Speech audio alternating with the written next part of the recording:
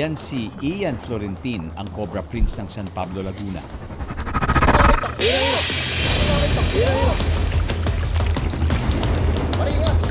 Shed siya guys, tiyempohan natin. Nagpaagat ako para ipakita sa viewers ko